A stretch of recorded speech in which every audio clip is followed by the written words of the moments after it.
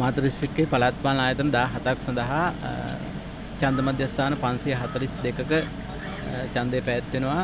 ඒ වගේම ගණන් කිරීමේ මධ්‍යස්ථාන 222ක් පවත්වනවා. ඒ අනුව දැන් මෙම ස්ථානයේ සාන්ද්‍ර සර්විස් විද්‍යාලය සහ මහාමායා බාලිකා විද්‍යාලයේ සිට සියලුම ඡන්ද මධ්‍යස්ථානට ඡන්ද පෙට්ටි නිකුත් කිරීමෙන් දැන් අවසාන වෙමින් පවතිනවා.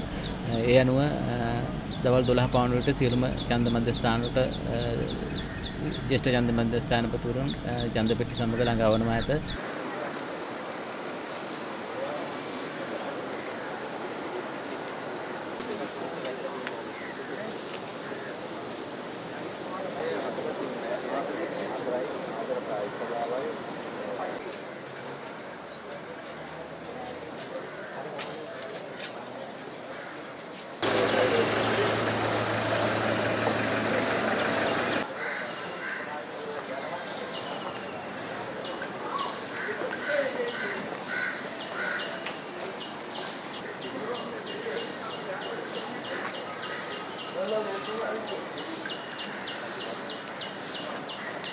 පත් කළොත් ඔබට පහසුවෙන්ම ඔබගේ වාහනයට නැත්නම් ඡන්ද මධ්‍යස්ථානට පහසුවෙන්ම ගමන් කිරීමට හැකි වෙනවා.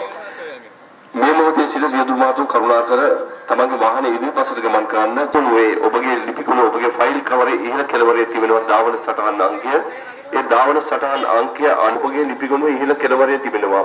ඒකම අදාළ වාහනයේ විශාල ප්‍රමාණයෙන් දාවන සටහන් අංකය සඳහන් කර තිබෙනවා.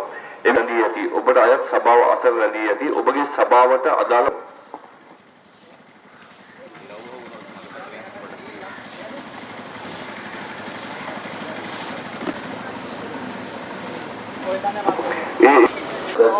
පහසු වෙන්න ඔබට පුළුවන් ඔබගේ වාහනයට ගොඩ වීමට ඔබගේ වාහනයට සභාවට රැගෙන ඇති ඔබ පහසු වෙන්න ඔබගේ සභාව හඳුනා ගන්නවා ඔබගේ ලිපිගොනුවේ තිබෙනවා දාවන සටහන් අංකය ඔබගේ ලිපිගොනුවේ